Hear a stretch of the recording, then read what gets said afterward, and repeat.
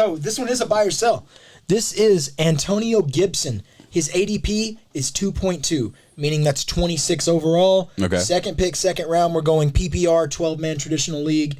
Do you buy or sell Antonio Gibson at the start of the second? Are you comfortable with that? So top of the second round, I don't know. That's steep for me. To me, Antonio Gibson was really good last year. I think he was certainly overhyped. I feel like from what really ended up happening. I wonder if he's going to get the full range. J.D. McKissic got a ton of the passing work. It seemed like Washington really wanted to have more than one guy back there. But yeah, I like. I think running back's always so weird because you need to grab one of the ones early, and Antonio Gibson's going to be one of those guys going the second round. It's like you're grasping at straws because you can't miss out on one of the top running backs. Nobody at his level is going to be there. When you get back around, especially in a snake draft, you're not drafting until the end of the third round. You got to make those picks. Exactly. You got to make that move. I don't hate it. I think off the top of my head, I would think there's better players to go for. Exactly. I'll put it in perspective. He is higher than Joe Mixon. Okay.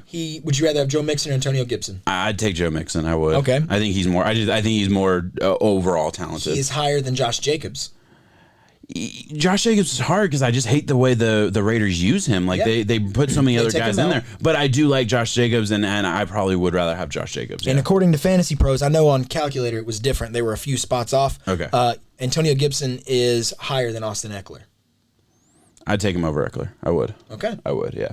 Yeah. So I mean, that's right around. So and those aren't right easy there, ones. You're saying not slam dunk buy, but you have to I'd get rather back. buy than sell. Yeah. Okay. Yeah, I certainly would because there's upside. And he's a second-year running back. There's also the chance, like I mentioned, there's a chance that the team just gives him the reins. Like there's a chance he gets 60% of the running back snaps and all of the majority of the touches at the running back position. That's a real possibility. And if that happens, then I mean, you're in a really, really good spot. Number 2.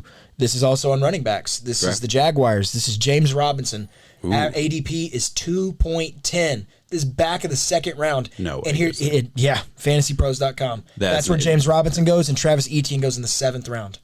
Yeah, that's gonna course correct. There's just no way. Yeah, that's not realistic to where we're at right now. Don't touch James Robinson. Yeah, I wouldn't touch James Robinson until the 8th, 9th round. And pull up calculators. Yeah, I'll pull up calculator. Granted, like I said, I was talking about there's one rookie that I really like at the running back position that is way lower than he should be. But I'll look up James Robinson right now. This is on PPR. 4.2. That's 4th round. Yeah, that's still too high in my opinion. That's way too high in my opinion. That's really high. I don't get that at all. That is really high. That's just not going to be realistic. We're just talking about this in June, so things are going to change. But Etienne in the 7th. Yeah, it's a huge buy. To me, Etienne, are the league that we always go to because we're competitive in our keeper league. You get 2 keepers, so essentially the first 2 rounds are gone. Like more often than not, if I'm there in the back of the first round, I'd take Etienne. I really would. If I'm there in the second round, he's gone. You know what I mean? So you're saying he's going to jump, and he will. Etienne and Harry. Same for Najee. Yeah, and granted, this is a keeper league where a lot of the running backs are gone. So like you look at the rookies, their higher value. Up, of course. It certainly does. So, but like by that same logic, in just a regular redraft, 3rd, 4th round, they're not getting past me in the 3rd, 4th. There's round. no way. Those top 2 guys. No, Najee is slam dunk to me, and Etienne is going to be utilized heavily. I do believe that. I believe in both those guys. Think about Najee. He is. I believe they are going to plug him into that one. I've heard so many rave reviews about him too. Oh yeah. That Big Ben said the running back coach had to tell him, "Hey, I got to go home." That Najee, I got to go home because he's been out there practicing so much later than like after practice ends and stuff. It's really good. Both of them for me. Yes, I will snag them 3rd or 4th for round. sure. Guaranteed. Probably before that because I think you gotta take the shot or miss the shot. Yeah. Next one. Still sticking with these running backs. These guys are right next to each other. I want you to tell me if you buy or sell. David Montgomery 3.3. Buy. J.K. Dobbins 3.1. Sell. Okay. Yeah. What's the logic behind David Montgomery? All right, David Montgomery, I do believe he leveled up last year, in my opinion. I think he had a slow start to his career, but he finally was able to hit that next gear a little bit after contact and really just became a little bit more of a smoother running back. To me, I was just watching last year's film. I feel good about David Montgomery really being an RB1 by the end of the year, assuming health. And obviously, I'm not the biggest Nagy fan as far as their offense in general goes, but I do think Justin Fields is going to break into that starting job by week 4, right? And if you're looking as a season-long projection for a running back, I do think that will add to the entire offense and in turn add to his production. So that's definitely an element that I look at. And overall, yeah, I think he's the RB1, and in the third round, I will absolutely take an RB1 on the team. Yeah, that's just, to me, that's slam dunk. Yeah, he's a slam dunk for me too. I kind of have this crutch towards David Montgomery, I guess, because I know the skill set, I know the way that he plays, I know his broken tackle average and his yards per carry average, but they just, and they translate on the field too. Mm-hmm. He plays great, they just don't play him enough. Yeah. They're always trying to be too cute, swapping it in and out. I really believe, it just came out today that Matt Nagy said that Andy Dalton is QB1. Go figure. I'll believe when I see it. Exactly. It shouldn't be. I don't know what Nagy's doing. He will not be QB1 by week 4. No, there's no way. Yeah. And I've only heard good things about Justin Fields too. Which you're supposed to at this time of year, but still. Of course. But still, Justin Fields, he drives the stock of every single Chicago Bears player that we've been so down on for so long. Mm-hmm. That includes Allen Robinson. I love Allen Robinson now. I love David Montgomery now. I love even some of these second tool option guys later rounds because I believe Fields can get things going right for Chicago for once through the air. Okay. So see, I believe in Fields' ability to just add a dynamic to the run game that I think has been missing for a long time. So I still wonder about Allen Robinson. I don't wonder at all about the run game in general, and obviously I just think it's nice to have someone who can maybe throw a competent pass for once. It's been bad for Chicago for a long time. It really has. Sure, JK, you said sell. Why would you say sell? Because he's not the RB1 on his team. But you would think Mark Ingram disappearing, everything. It didn't matter last year. Yeah, it did. Listen, J.K. Dobbins. Listen, I love the fit. I love the fit for the football team. If you're a Ravens fan, it's awesome, right? You have another, like, if you're just looking at the Ravens' success, yes, J.K. Dobbins was an awesome fit. He should not have been there where he was. He was my number 1 running back coming into that class, and I don't think I was wrong about it. Like, I think he's a stud. I really do.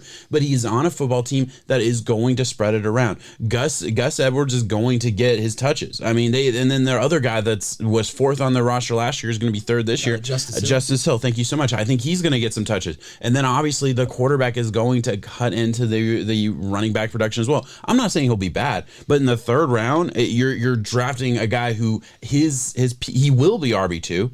Like on the season, he will be RB2, but to me, there's just no chance of him breaking into that RB1 range. And if he does, it's like 12th or 11th. It's not consistently really, really good production to the level that I'd be looking for. I look for upside in those early rounds. And if you're gonna take a guy who is maybe more safe, like as far as like, I do believe he'll get 10 touches a game. I do believe he'll get 5 to 10 points a game at the worst, and then he'll have some blow up games as well. Obviously, every running back does. But I just don't see him consistently having those blow-up games. And if I'm going to go safe, I want to at least have a guy who has the chance of leveling up, has the chance of going big every week and really just like, and I always talk about leveling up, to going to that next level of production on a weekly basis. David Montgomery has that. J.K. Dobbins doesn't. In the 3rd round, I'm looking for the guy who does. Yeah, I listen, I was just playing devil's advocate. I mean, at the end of the day, Lamar is going to have more rushing yards than J.K. Dobbins. Yeah. I stand by that. I think Lamar's going to hit right around over a K, maybe 1,100 or so. Yeah. J.K.'s probably going to sit somewhere right now, 900 to 1,000. I mean, it's going to be close. Yeah. But those aren't the numbers. If theoretically, 3.1, that is if you pick 1, 2, or 3 first round overall, that's where your snake comes back and, man, you better hope you hit. Yeah, exactly. If you truly feel confident with a J.K. Dobbins going in there, and there's going to have to be a lot of people doing that, but give me a Chris Carson. Yeah. Chris Carson's, I think, has more upside. Honestly, yeah, and he's a guy who goes in the he'll be hurt 5 games of the week, round on average and stuff. But give me David Montgomery, give me a Josh Jacobs. He goes in the 3rd round. I'd rather have all those guys more. Exactly. Yeah.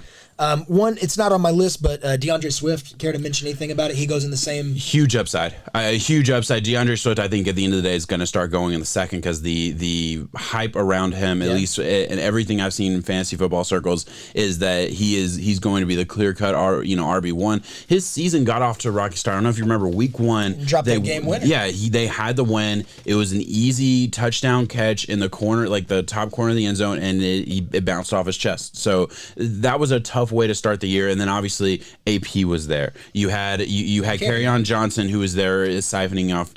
None of those guys are there. Todd Gurley didn't sign with them. They're even Ty Johnson, who was there at the back end of the roster, is now, I think he's with the Eagles, something like that.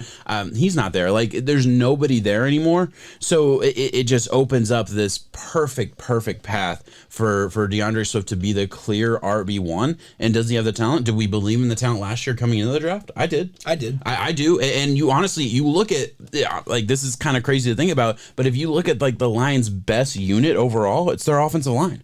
Like, they're a bad team, but their offensive line is actually kind of good if you look at the names. They have a lot of picks invested. They have a ton of picks invested, and they've hit. Penei that they just added. And they just signed Penei Sewell, got him in the 7th pick overall. Like, so their offensive line should be good. I'm not saying they're not going to be a great football team. They're in rebuild mode. I get that.